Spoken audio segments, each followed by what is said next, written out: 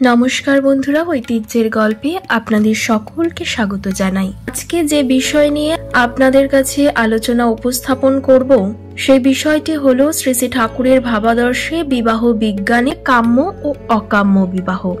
কাম্য ও অকাম্য বিবাহের বিস্তারিত আলোচনা করার আগে আপনাদের সকলের কাছে একটি অনুরোধ, কেউ ভিডিওটি স্কিপ করবেন না।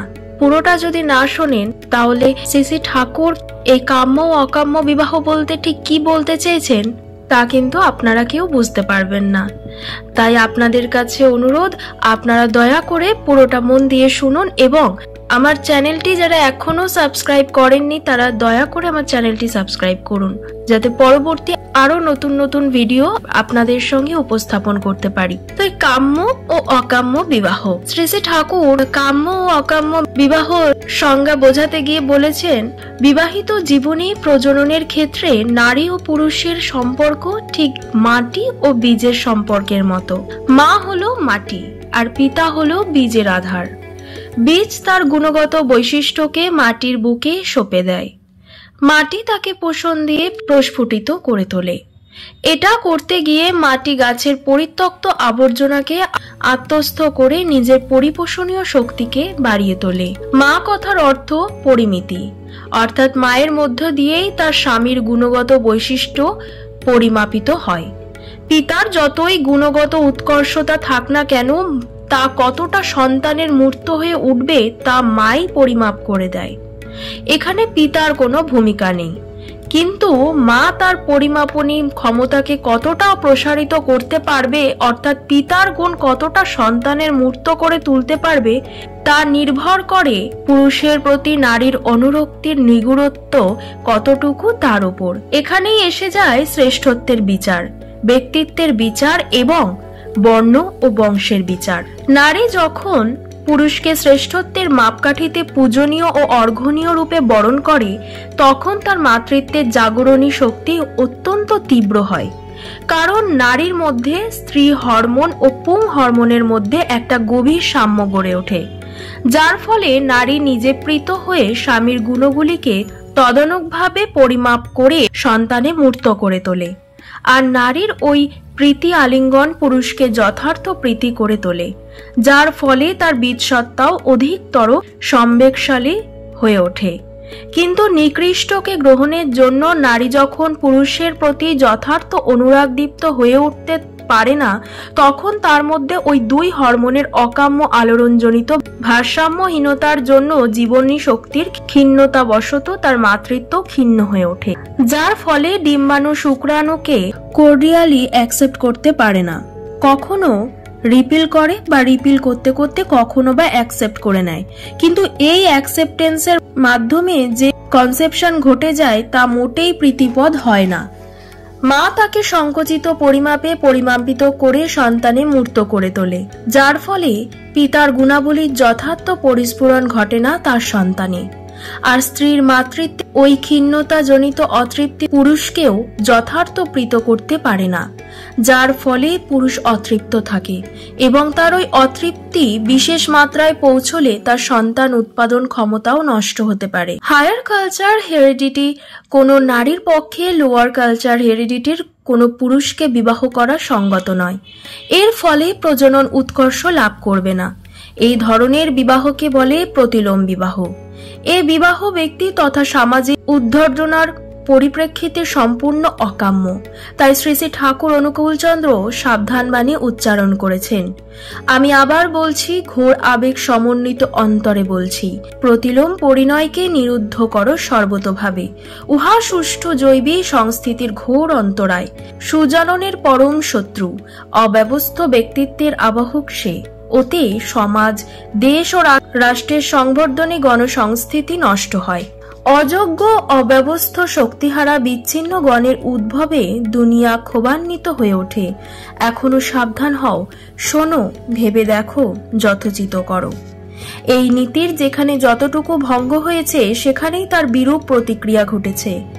অশোকের ধর্মরাজ্য বিস্তারের সঙ্গে সঙ্গে বিবাহ নিষেধী প্রবজ্জার প্রবর্তনের জন্য বহু উন্নত বংশের উন্নত সংস্কার উদ্দীপ্ত নারী ওই প্রবজ্জা প্রথিত উন্নত ব্যক্তিত্ব সম্পন্ন পুরুষদের বিবাহ করতে না পেরে বাধ্য হয়ে অপেক্ষাকৃত অনুগত বংশের অনুন্নত কালচার ইনস্টিংক্ট এর পুরুষদের বিবাহ করে, যার ফলে যে প্রতিলোমজ প্রজনন ঘটে তা অশোকের অবর্তমানে তার ধর্মরাজ্যকে টিকিয়ে রাখতে পারেনি।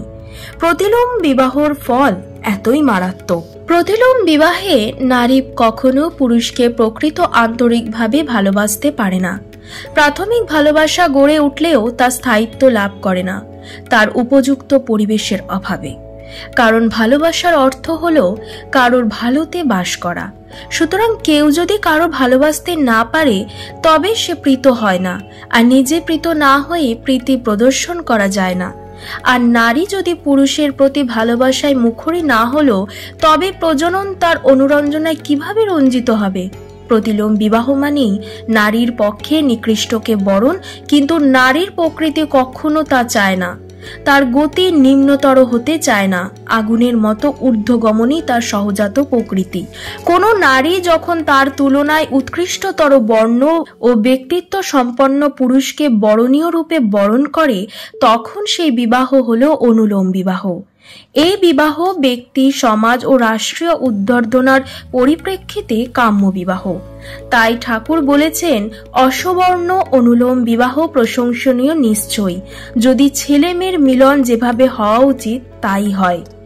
উচ্চবর্ণের প্রতি নিম্নবর্ণের একটা সহজ শ্রদ্ধা থাকে। তাই নিম্নবর্ণের নারী যদি কোনো সমন্বিত ও কোনো উচ্চবর্ণের পুরুষকে স্বামীরূপে বরণ করে তবে বিদ্যুতের একটা চমক খেলে যায় নারীর মনোজগতে, যার উজ্জ্বল প্রভায় তার উচ্ছল জীবনী শক্তি সন্তানে মূর্ত হয়ে ওঠে। এর ফলে সুস্থ সবল উচ্চ বর্ণানুরূপ প্রকৃতি সম্পন্ন সন্তান জন্মগ্রহণ করে। এছাড়া অসবর্ণ অনুলোম বিবাহের আর একটা বৈশিষ্ট্য হলো এর ফলে সুস্থ সবল উচ্চবর্ণারূপ প্রকৃতি সম্পন্ন সন্তান জন্মগ্রহণ করে। এছাড়া অসবর্ণ অনুলোম বিবাহের আর একটা বৈশিষ্ট্য হলো এর ফলে সমাজে প্রত্যেক বর্ণের মধ্যে একটা একত্ব ও জমাট ভাব বজায় থাকে এবং প্রত্যেকে বর্ণের মানুষেরই ক্রমিক উৎকর্ষতার ধারা বজায় থাকে। সুতরাং সুপ্রজননের স্বার্থে অসবর্ণ অনুলোম বিবাহ প্রশংসনীয় এবং কাম্য। কোনো পুরুষের তার আচার আচরণ ও ব্যক্তিত্বে মুগ্ধ হয়ে নারী যদি কোনো সদৃশ পুরুষকে বরণ করে তবে এই বিবাহ হলো সবর্ণ বিবাহ। শাস্ত্রীয় মতে প্রথম বিবাহ সবর্ণ হওয়াই উচিত। ঠিকভাবে অসবর্ণ অনুলোম বিবাহই প্রশংসনীয়, কিন্তু প্রতিলোম বিবাহ কখনো কাম্য নয়। প্রতিলোম বিবাহ যে ব্যক্তি, সমাজ, জাতির সর্বনাশের মূল কারণ তা শ্রী শ্রী ঠাকুর অনুকূলচন্দ্রের কথার মধ্য দিয়ে স্পষ্ট প্রতিভাত হয়। তিনি বলেছেন, অনেকে মনে করে প্রতিলোম সম্বন্ধে আর্য ঋষিদের যে ঘোরতর আপত্তি তা কুসংস্কার ও গোঁড়ামির ফল, কিন্তু মানুষ জানে না বলে এমনতর মনে করে। কোন দেশের ভবিষ্যৎ সম্বন্ধে যদি আঁচ করতে চান তাহলে প্রথমেই দেখবেন তাদের বিবাহ বিধান কেমন। মানুষকে দোহাই দিয়ে বলবেন যাতে কিছুতেই প্রতিলোম বিবাহের মধ্যে না যায়। বর্ণাশ্রমে অনুলোম বিবাহের কোনো বাধা নেই। বর্ণ ভাঙলে সর্বনাশ, ধ্বংসে রাষ্ট্র জাতি দাস। একটা প্রশ্ন থাকতে পারে, অনুলোম প্রতিলোম ধারণা না নিয়ে যারাই বৈবাহিক মিলনে আবদ্ধ হচ্ছে জনন ক্ষেত্রে তারা কি সর্বক্ষেত্রেই বিপর্যস্ত হচ্ছে? এটা অনেকটা আন্দাজে ঢিল মারার মতো ব্যাপার হচ্ছে। যে ক্ষেত্রে বিবাহ সবর্ণ বা অনুলোম অসবর্ণ হচ্ছে সেখানে ফল ভালোই হচ্ছে, আর যেখানে প্রতিলোম হচ্ছে সেখানে তার কুফল ঠিকই ফলছে। না জেনে বিষ পান করলে বিষক্রিয়ার হাত থেকে রেহাই পাওয়া যায়? প্রতিলোমের বিরুদ্ধ সংযোগে বায়োলজিক্যাল প্লেনে যেসব ক্রিয়া প্রতিক্রিয়া হবার তা হবেই। আর মন যেখানে দেহ, প্রাণ, সংস্কার, ঐতিহ্য, কুষ্টিকে বাদ দিয়ে নয় সেখানে মূলগত বিভেদ থাকলে মনের মিলও সম্ভব নয়। আজকাল দাম্পত্য জীবনে যে চরম বিশৃঙ্খলা চলছে সমাজে তার মূলগত কারণই হলো বিবাহের গোলমাল। বিশেষ অনুসন্ধান চালালে দেখা যাবে অধিকাংশ ক্ষেত্রেই প্রতিলোম বিবাহ সম্পন্ন হচ্ছে। তা জেনেই হোক আর না জেনেই হোক, কিন্তু সাবধান হতে গেলে সত্যকে জানতে হবে। তাই নারীদের এটা বিশেষভাবে জানতে হবে যে সবর্ণ ও অসবর্ণ অনুলোম বিবাহই তাদের পক্ষে কাম্য, প্রতিলোম কোনো মতেই কাম্য নয়। তো যারা যারা কাম্য অকাম্য বিবাহ সম্বন্ধে জানতেন না, তারা এই আলোচনার মাধ্যমে কিছুটা হলেও ধারণা অর্জন করলেন। আজকের আলোচনাটি কেমন লাগলো তা জানাতে একদম ভুলবেন না। আমাদের এই ভিডিওর নিচে দেখুন একটি কমেন্ট বক্স আছে, সেখানে অবশ্যই কমেন্ট করে জানান কেমন লাগলো, আর এই ভিডিওটি লাইক কমেন্ট শেয়ার করুন। আপনাদের প্রিয়জনের কাছে এই ভিডিওটি শেয়ার করতে ভুলবেন না। আপনারা যে যেখান থেকে আমার এই ভিডিওটি দেখছেন তাদেরকে অসংখ্য ধন্যবাদ। আপনারা সকলেই খুব ভালো থাকুন, সুস্থ থাকুন, আমার চ্যানেলের পাশে থাকুন। আজকের মতো এই পর্যন্তই। আজ আসি, আবারও আসবো অন্য কোনো দিন অন্য কোনো ইষ্ট আলোচনা নিয়ে।